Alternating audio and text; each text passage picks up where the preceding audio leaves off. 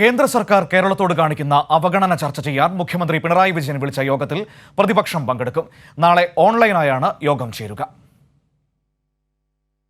വായ്പാ പരിധി വെട്ടിക്കുറയ്ക്കുന്നതടക്കമുള്ള കേന്ദ്ര സർക്കാരിന്റെ കേരളദ്രോഹ നടപടി തുടരുന്ന സാഹചര്യത്തിലാണ് സംസ്ഥാന സർക്കാർ യോഗം വിളിച്ചത്.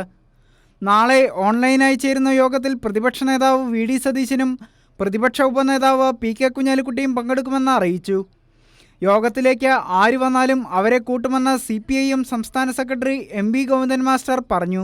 കേരളത്തിലെ ഗവൺമെന്റിനെതിരായിട്ട് അല്ലെങ്കിൽ ജനങ്ങൾക്കെതിരായിട്ട്, ഗവൺമെന്റ് എന്ന് പറഞ്ഞാൽ കാര്യമില്ല, ജനങ്ങൾക്കെതിരായിട്ട് കേന്ദ്രം എടുത്തുകൊണ്ടിരിക്കുന്ന ഈ സാമ്പത്തിക ഉപരോധത്തിനെ പ്രതിരോധിക്കാൻ ആരൊക്കെ വരാൻ തയ്യാറുണ്ടോ അവരെല്ലാം ചേർക്കാൻ തയ്യാറാണ്. കേരളത്തിന്റെ പൊതു താൽപര്യം സംരക്ഷിക്കുന്നതിന് പ്രതിപക്ഷം ഭരണപക്ഷമെന്ന വ്യത്യാസമില്ലെന്ന് ധനമന്ത്രി KN ബാലഗോപാൽ പ്രതികരിച്ചു. പ്രതിപക്ഷം സഹകരിക്കുന്നത് നല്ല കാര്യമെന്നും മുഴുവൻ കേരളീയരും കേരളത്തിന്റെ താൽപര്യത്തിനായി ഒരുമിച്ച് നിൽക്കണമെന്നും മന്ത്രി പറഞ്ഞു.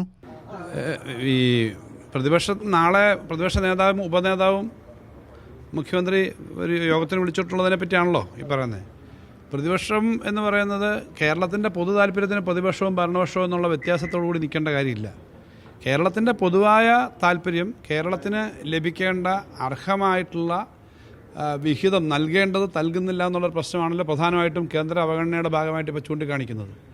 ഇപ്പോൾ കേരളത്തിലാണെങ്കിൽ നമ്മൾ കോടതിയിലേക്ക് ഉൾപ്പെടെ ആ കാര്യങ്ങളുമായിട്ട് പോയിട്ടുണ്ട്. അത് അത്രയ്ക്ക് ഒരു കേരളത്തിനോട് അവഗണന വരുന്നു എന്നുള്ള തോന്നൽ കൊണ്ട് തന്നെയാണ് ഇത് ചെയ്തത്. ഇപ്പോൾ പ്രതിപക്ഷ ഉപനേതാവും പ്രതിപക്ഷ ഉപനേതാവും ഇത്തരം കാര്യങ്ങൾ പൊതുവെ പറഞ്ഞിട്ടൊക്കെ ഉണ്ട്. പക്ഷേ പ്രായോഗികമായിട്ട് ആ കാര്യത്തിനകത്ത് കുറച്ചുകൂടി സഹകരിച്ച് കാര്യങ്ങൾ ചെയ്യണം. കാരണം ഇത് കേരളത്തിൻ്റെ ഒരു പ്രശ്നമാണ്, കേരളത്തിലെ എല്ലാവരുടെയും പ്രശ്നമാണ്, കേരളത്തിൻ്റെ ഭാവിയുടെ പ്രശ്നമാണ്. അതുകൊണ്ട് യോജിച്ച് ഈ കാര്യങ്ങൾ ചെയ്യുക എന്നുള്ളത് കേരളത്തിൻ്റെ ആകെ വരുന്ന വികസനത്തിൻ്റെ ആവശ്യത്തിൻ്റെ ഭാഗമാണ്.